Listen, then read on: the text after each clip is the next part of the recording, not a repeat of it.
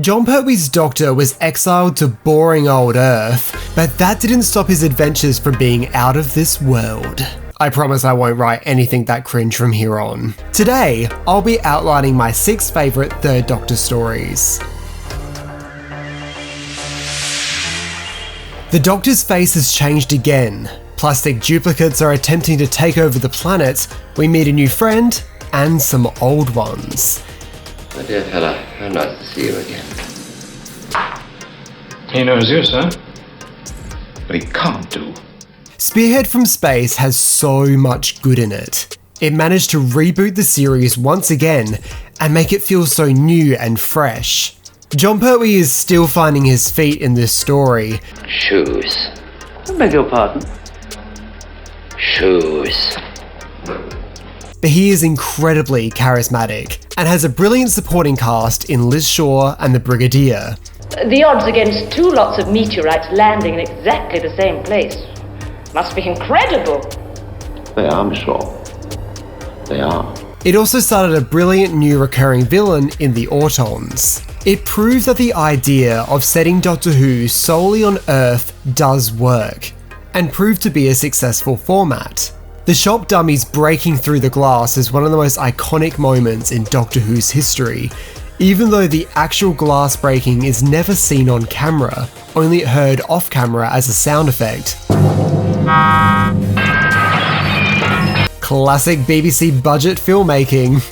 It always makes me feel sad that Liz only had 1 season and was written out. She was such an interesting character that worked so well with the Third Doctor, but at least we get the brilliant Jo Grant to replace her.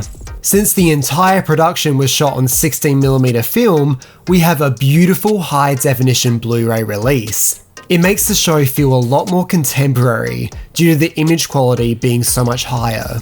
For me personally, this is one of the best post-regeneration stories in Doctor Who's history. Oh, by the way, I've just realised. I don't even know your name. Smith. Dr. John Smith. Scientists are going missing and are being sent backwards through time, and are being forced to work on a ship of the menacing Sontaran known as Lynx. This story introduces the lovely Sarah Jane Smith and the not-so-lovely Sontarans. Oh, there she is. Miss Smith. Yes, Professor? Come and meet your namesake. Miss Lavinia Smith, Dr. John Smith. How do you do, Miss Smith? Hello? Sarah Jane gets a strong start, where we get to know her character a bit more than some other companions in the past. Looking at you, Dodo. She is a reporter who disguised herself as her aunt to get access to UNIT. She prides herself as a strong feminist and is one of the most loved Doctor Who companions of all time. Women will never be free while there are men in the world, girl. We have our place. What subservient poppycock! You're still living in the Middle Ages. Hey? Nothing. It is clear from the get-go why the Sontarans became a recurring villain on Doctor Who. Robert Holmes, the writer, gave the Sontarans so much background and depth that it made them memorable. I hereby claim this planet, its moons and satellites, for the greater glory of the Sontaran Empire. The incredible makeup and design was timeless. It's just unfortunate that further serials didn't match the brilliance of the original execution. Speaking of design, this story also features my favourite Third Doctor costume. Good evening. I definitely recommend giving this one a go. It's probably my favourite Sontaran story of the classic series. You are truly a great magician, Doctor. To tell you the truth, Hal, I'm not a magician at all.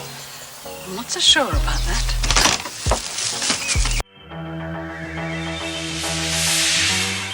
The Doctor and Jo land on a cargo ship in the 1920s, but not is all as it seems. They have landed themselves into a trap and must fight sea monsters, drashigs, and giant hands in order to escape. Hello? Hello. Topping day, what? Just a minute. Carnival of Monsters is an insane story. On one hand, it is an action-based escape story, and on the other hand is a commentary on captivity in zoos. But that's why we love Doctor Who, combining 100 ideas into one mad concept. It's like walking around inside a wristwatch. It features the actor who goes on to play Harry Sullivan in a different role on the SS Bernice, and Katie Manning voices the chickens. Chickens. Greetings. Jon Pertwee and Katie Manning at this point have a lot of chemistry, and you can feel it radiating off the screen. Sonic screwdriver. No, that only works on electronic locks, Joe. We need something far more primitive. Skeleton keys. They'd do fine if only we had any. Allow me, Doctor. The Drashigs are really cute, and watching Doctor Who ignite gas explosions near them is really exciting. If you haven't seen this story before, I recommend watching it without reading anything about plot, because it contains a whole bunch of twists and turns, and really is thrilling. When cosmic energy is being sucked into a black hole, time is falling apart.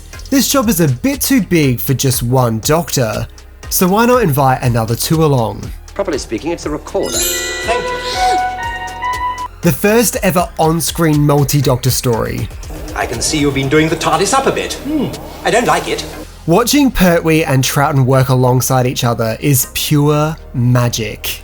You don't mind, do you? Yes. I didn't think you would.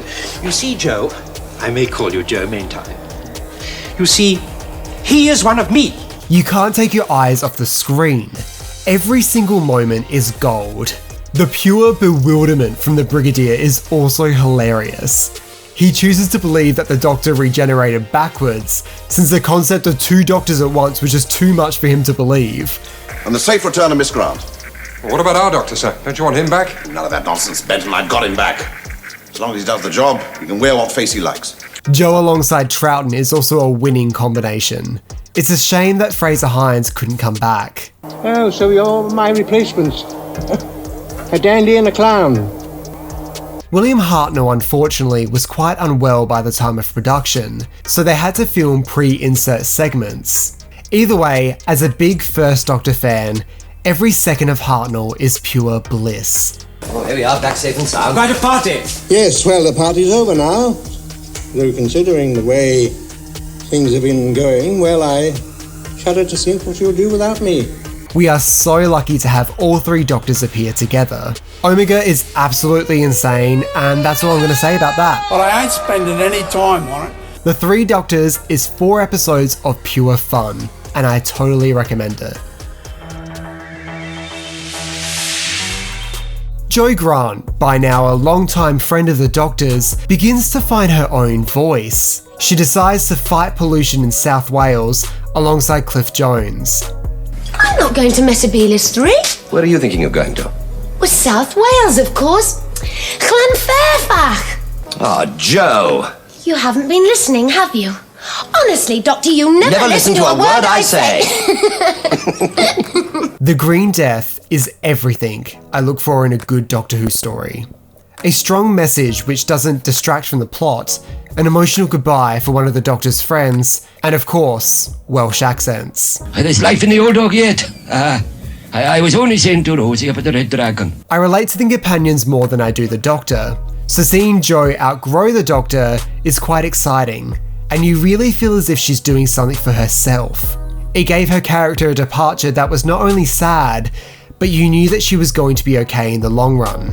But if you're not into that type of thing, there are giant maggots, what did you just call me? And lots of fighting.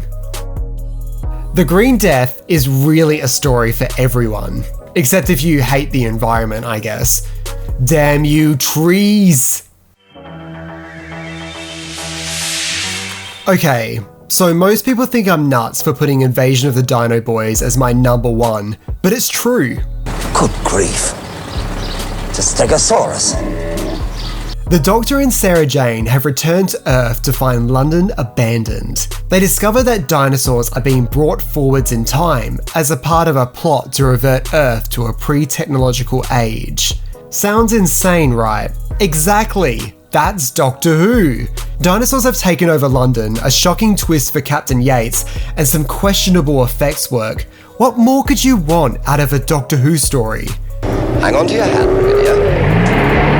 Many people are quick to say that the dinosaur puppets are the worst part, but for me, they are what makes it fun. I'd love to see an optional CGI replacement on the official release, so the story would be taken a bit more seriously, but I'd still watch the originals just for the fun of it. There are some brilliant shots of a deserted London which are really spooky, but to be fair, this is what Adelaide looks like 24/7. Give this story a shot if you haven't already, and have fun with it. Try not to take Doctor Who so seriously all the time, trust me, you'll enjoy the show a lot more. So, that's my top 6 Third Doctor stories. What are yours? Don't forget to click below to subscribe to the official Josh Nair's YouTube channel.